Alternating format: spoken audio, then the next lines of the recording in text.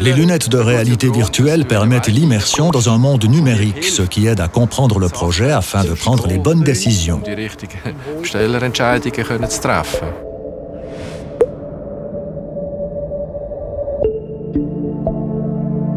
Le processus BIM nous donne la parole. À nous maintenant d'exprimer le besoin d'une commande extrêmement précise, jusqu'au moindre détail. Ici, la flexibilité mène clairement à ce que nous avons fait ensemble. Collaborer, modulariser, mettre les idées en commun, etc. En fait, il est très inhabituel dans l'industrie du bâtiment de ne pas savoir dès le départ à quoi le bâtiment va servir. C'est le point essentiel.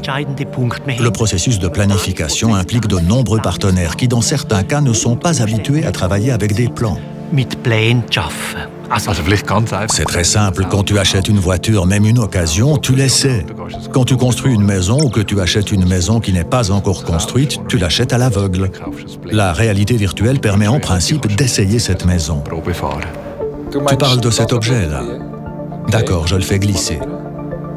Patrick, on peut faire pivoter le modèle et enlever le faux plancher. Nous avons pu présenter de très bons exemples concrets dans lesquels nous voyons dans la pratique que l'on est confronté à des problèmes à un stade très avancé du chantier. Des problèmes que l'on aurait pu résoudre si l'on avait eu recours très tôt à ce genre de système. Cela nous aurait permis de visualiser et de montrer quelles étaient les implications sur une infrastructure, sur un bâtiment, lorsque sa fonction est modifiée.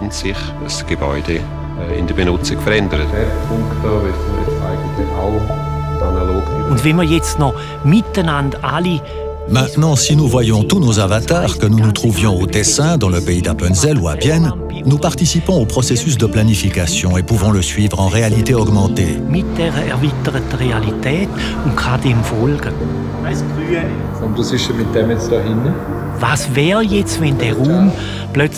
Que se passerait-il si la pièce était tout à coup 2 fois plus grande en supprimant ce mur?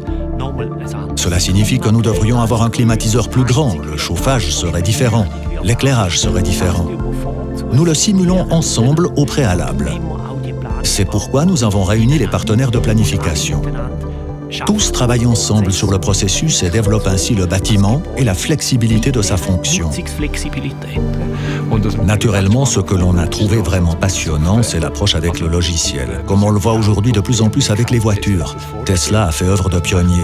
En fait, on n'achète pas une nouvelle voiture, mais une mise à jour du logiciel. Avec une mise à jour du logiciel, on peut adapter le bâtiment, le personnaliser, lui trouver de nouvelles fonctions, ou que sais-je encore.